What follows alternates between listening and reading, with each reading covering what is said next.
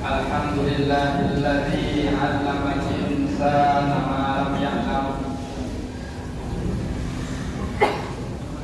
Asyhadu an la ilaha illallah wahdahu la syarika lah. Al-Malikul Quddus Al-Aziz Al-Alam. Wa asyhadu anna sayyidana wa nabiyyana wa maulana Muhammad khairul anam. Allahumma shalli wa sallim ala sayyidina Muhammad salatan tamla'ul aqwala min yaumina hadza ila yaumil qiyamah. Wa huwa alladzi anzala al-Qur'ana ilayka wa ala alihi wa sahbihi wa man tabi'ahu bi ihsan ila yaumil qiyamah. Amma ba'd. Faya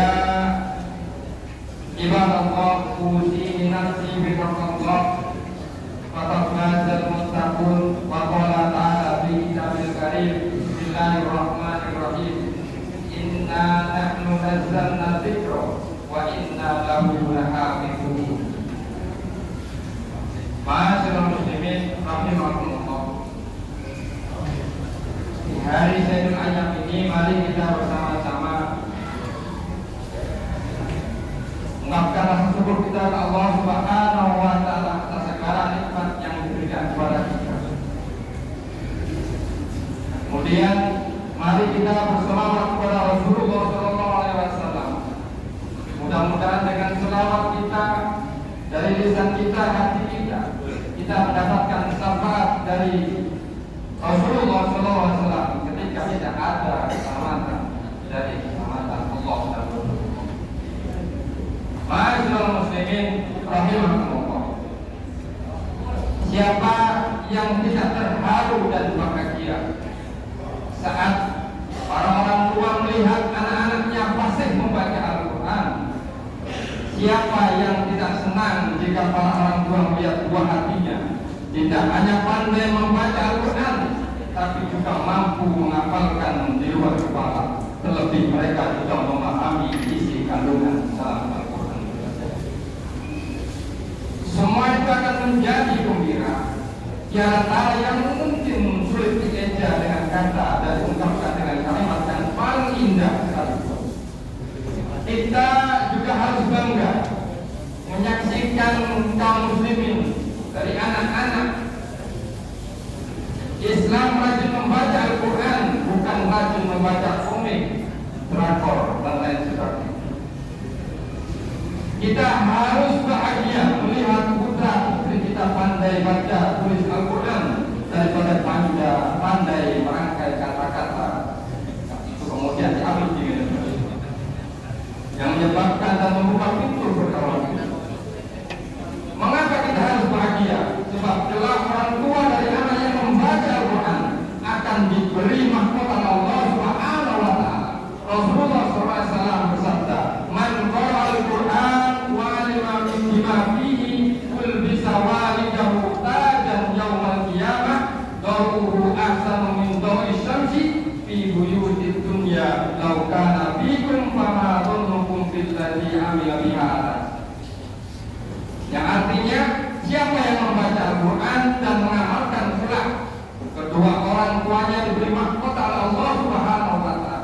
Cahayanya lebih bersinar terang daripada sinar matahari yang masuk rumah-rumah di dunia, apalagi bagi yang membacanya. Hadis riwayat Abu Dawud.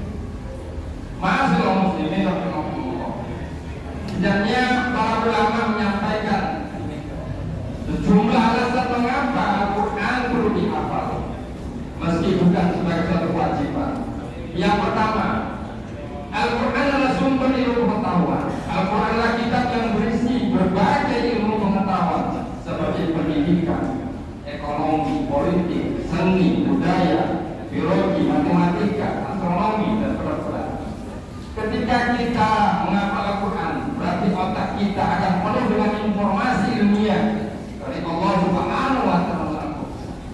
Salah satu contoh ilmu pengetahuan yang dinaskan dalam Al-Quran Al-Hijr ayat 22 tentang penyerbukan tumbuhan melalui angin. Allah Subhanahu wa Ta'ala, "Wa arsalna riyaha lawaqiha fa anzalna minas samaa'i ma'an fa asqaynakumuhu wa ma antum lahu biqadhin." Yang artinya, dan kami telah meniupkan angin untuk mengawinkan tumbuh-tumbuhan, dan kami turunkan hujan dari langit, lalu kami beri minum kamu dengan air itu, dan sekali-kali bukanlah kamu yang menyimpannya. Ma'asyiral muslimin rahimahumullah. Yang kedua, salah satu amalan yang mendatangkan rahmat Allah Subhanahu wa Ta'ala adalah dengan cara mendekatkan diri dengan Al-Quran, dengan membaca bahkan menghafalkannya, maka Al-Quran akan mengubah hidup kita menjadi berkualitas. Hafalan Al-Quran akan melekat pada diri kita, yang menjadikan kita derajat kita lebih mulia di sisi Allah Subhanahu wa Ta'ala.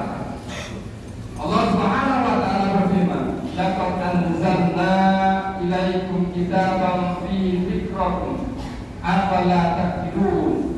Sungguhnya telah kami turunkan kepada kamu sebuah kitab yang di dalamnya terdapat sebab kemuliaan bagimu, maka apakah kamu tidak memahaminya? Quran surat Al-Anbiya ayat 10. Kemudian ditambahkan dikuatkan oleh Rasulullah SAW, "Khairukum man ta'allama Al-Quran wa 'allama." Sebaik-baik kalian adalah orang-orang yang mempelajari Al-Quran dan mengamalkan. Hadis riwayat Bukhari. Ma'asyiral muslimin rahimahumullah.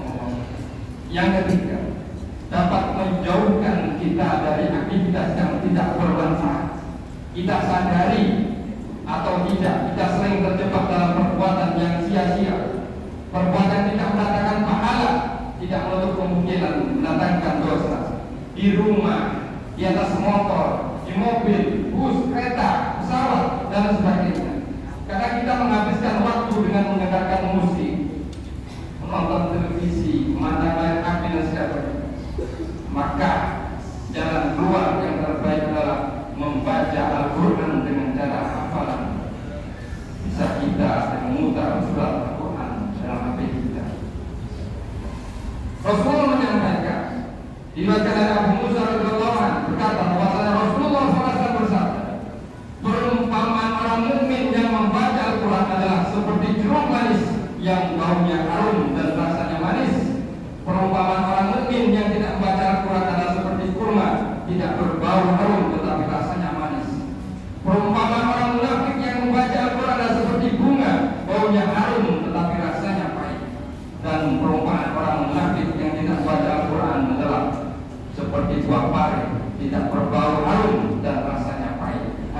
riwayat Bukhari, Muslim, Nasai dan Ibnu Majah.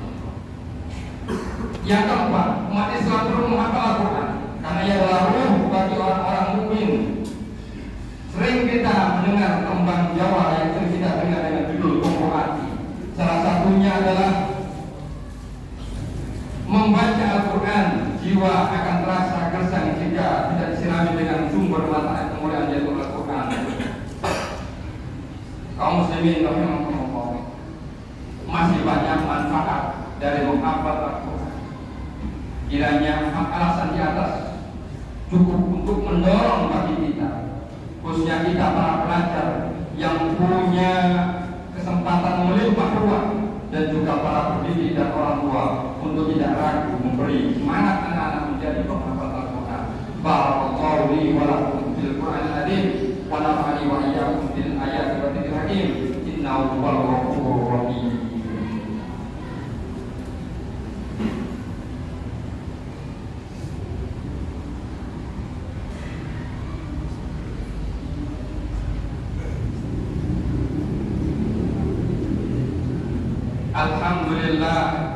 Alhamdulillahi wa kafa wa usalli wa usallim ala sayyidina Muhammad al-Mustafa wa ala alihi wa ashabihi alil wafa. Amma ba'd, fa ya ayyuhal muslimun, usikum wa nafsi bittaqwa. Wa alamu anna Allah amarakum bi amrin azim, amarakum bis salat wassalam ala nabiyyil karim. Fa qala Allah ta'ala, inna Allaha wa malaikatahu yusholluna 'alan nabi ya ayyuhalladzina amanu shollu 'alaihi wa sallimu taslima. Allahumma sholli ala sayyidina Muhammad wa ala ali sayyidina Muhammad kama shallaita ala sayyidina Ibrahim wa ala sayyidina Ibrahim wa barik ala sayyidina Muhammad wa ala ali sayyidina Muhammad kama barakta ala sayyidina Ibrahim wa ala ali sayyidina Ibrahim fil alamin innaka Hamidum Majid. Allahumma ighfir lil muslimin wal muslimat wal muslimin wal mu'minat al-ahya'i minhum wal amwat. Allahumma isaqal masalah wa qarad du'a wa qarad ilmi wa qarad hayat wa qarad mamat wa amal wa qarad thawab. Allahumma sabbitna wa sakil mawazinana wa haqqi imanana wa rfa' darajatana wa taqabbal salatana wa ghfir qadiyana wa nas'aluka al-jannah. Rabbana dhalamna anfusana wa illam taghfir lana